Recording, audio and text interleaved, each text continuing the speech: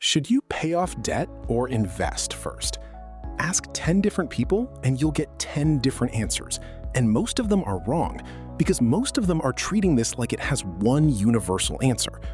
Always pay off debt first is wrong. Always invest first, debt is fine, is also wrong. The real answer isn't a philosophy, it's a comparison. It comes down to putting two numbers side by side and seeing which one wins. Once you see the actual framework, this stops being a values debate and turns into simple math. And today, I'm going to walk you through exactly how to run it for your own situation. Search this question online and you'll find entire communities built around one answer or the other. People treating debt-free and invest early almost like personality types instead of what they actually are, which is two different strategies that are correct in different situations depending on the actual numbers involved. By the end of this video, you won't need to pick a side. You'll just know how to run the comparison yourself for whatever debt and whatever accounts you actually have. Here's the reframe. Every dollar you have is going to do one of two things. Either pay down a debt that's costing you a known interest rate, or get invested somewhere with an expected return. So the real question was never debt or investing. It was always which of these two numbers is bigger. Debt has a guaranteed cost, the interest rate you're being charged. Investing has an expected, not guaranteed, return. When you frame it that way, the decision starts making itself, section by section, once you know where each type of debt actually falls on that comparison. But before we even get to interest rates, there's one move that skips the comparison entirely, because it doesn't need one. If your employer offers a 401k match, capturing that match comes first, before any debt, no exceptions. An employer match is typically an instant 50 to 100% return the moment it lands in your account. There is no debt on earth, not even a maxed out credit card, that costs you 50 to 100% a year. So contribute enough to get your full match first, then move on to comparing the rest of your money against your remaining debt. Skipping this step to attack debt faster means walking away from free money that no interest rate, however painful, can outweigh. Now for the actual comparison. High interest debt, think credit cards running 20 to 25% or more, wins against investing almost every single time. The stock market has historically returned somewhere around 7 to 10% a year on average, and that's an average with real down years mixed in. A 24% credit card is a guaranteed certain cost. No down years, no averaging out, it just compounds against you every single month you carry a balance. Paying that off is a guaranteed 24% return, better than any diversified portfolio has ever reliably delivered. Put a real number on it. $5,000 sitting on a 24% card making only minimum payments can rack up well over $1,000 in interest in a single year alone. Money that buys you nothing and just evaporates. Invest that same $5,000 instead and let the card sit, and you need a genuinely exceptional year in the market just to match what you're losing to the card, and most years won't come close. This is the one category where the math isn't close. If you're carrying high-interest debt, it comes second, right after your employer match, ahead of essentially everything else. Then there's the gray zone. And this is where people actually get stuck because the math genuinely is close. Think private student loans, auto loans, or some federal student loans in the 5 to 8% range. Compare that to the market's long-run average of 7 to 10%, and you're looking at numbers that sit close enough together that a purely mathematical answer stops being obvious. In this zone, your own risk tolerance starts to matter as much as the raw numbers. Investing gives you a higher expected return, but it's not guaranteed. Some years the market is down, while paying off that loan is a certain, locked-in result the moment you do it. Neither choice is wrong here. If market swings would keep you up at night, paying down that gray zone debt faster is a completely reasonable choice, even if the spreadsheet slightly favors investing. One more wrinkle worth knowing about the gray zone. Some federal student loans qualify for income-driven repayment plans that cap your monthly payment as a percentage of income rather than tying it strictly to the balance, which changes the urgency of paying it down faster versus just meeting the required payment and investing the rest.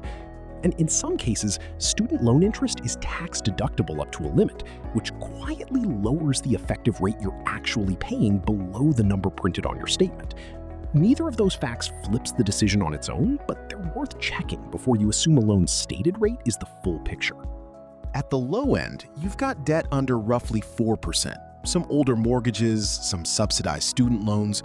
Here, the math tips pretty clearly toward investing because the market's long-run average return sits meaningfully above what that debt is costing you. Paying extra toward a 3% mortgage instead of investing that money is, on paper, leaving expected return on the table. That said, there's a real psychological case for being debt-free that a spreadsheet can't fully capture. Some people genuinely function better, spend less anxiously, and take more risks in their career and life when they owe nobody anything. And that peace of mind has real value, even if it's not one you can put a precise number on. If that's you, paying down even low-interest debt a little faster isn't a mistake. It's just optimizing for something other than the highest expected return. For a mortgage specifically, there's also the mortgage interest deduction to factor in for some homeowners, which can shave a bit more off the effective rate you're actually paying, beyond just the number on your statement, tilting the math even further toward investing the difference instead. If you're carrying more than one debt at once, which is genuinely common, don't average them all together into one blurry number. List every debt out with its actual interest rate and work through this framework one at a time, starting with whichever single debt has the highest rate. Pay the minimums on everything else while you attack that top one, then, once it's gone, roll what you were paying on it into the next highest rate debt, and repeat.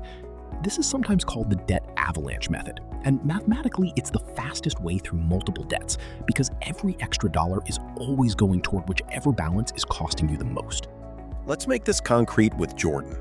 Jordan has two things happening at once: an employer 401k with a 50% match up to 4% of salary, and $11,000 in student loans at 6% interest.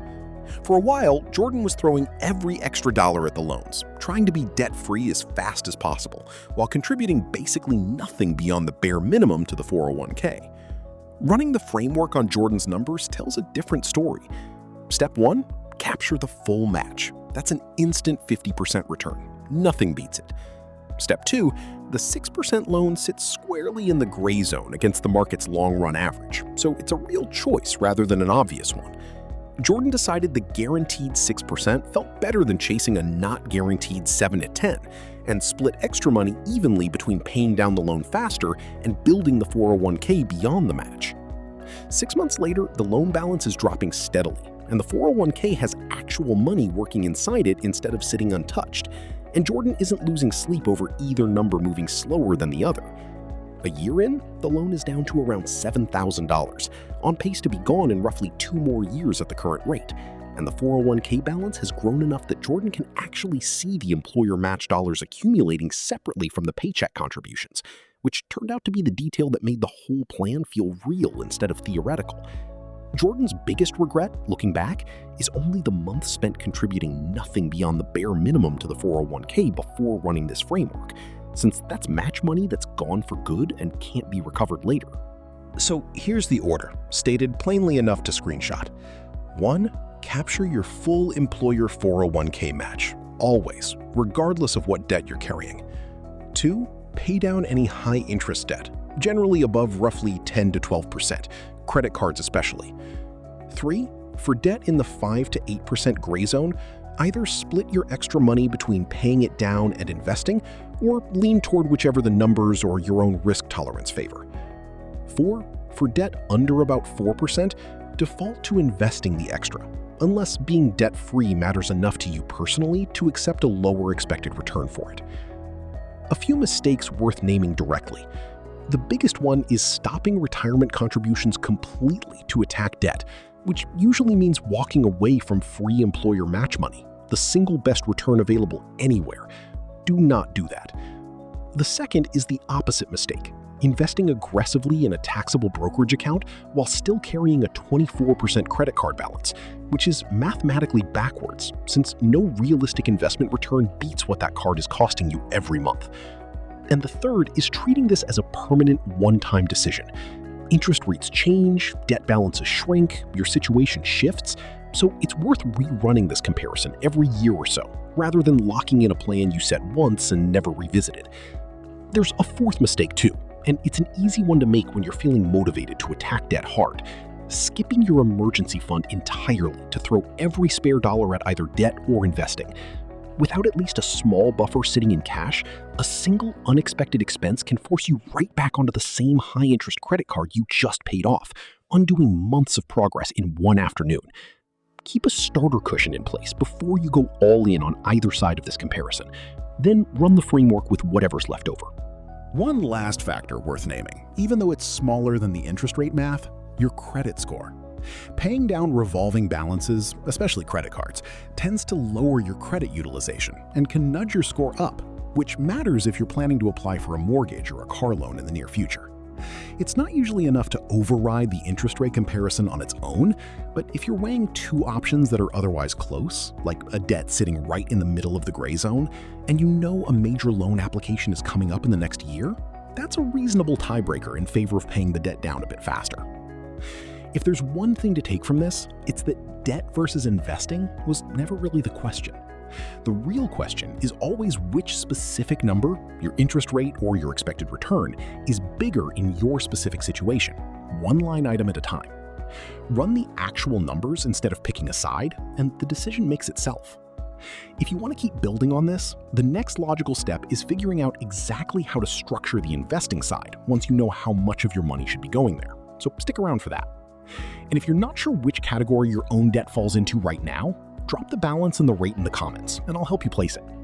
Pull up your actual statements after this video, write down every balance and every rate in one place, and run each one through this framework individually, rather than relying on a gut feeling about your debt as one big lump sum. That one exercise, done honestly, will tell you more about what to do with your next extra dollar than any general rule of thumb ever could.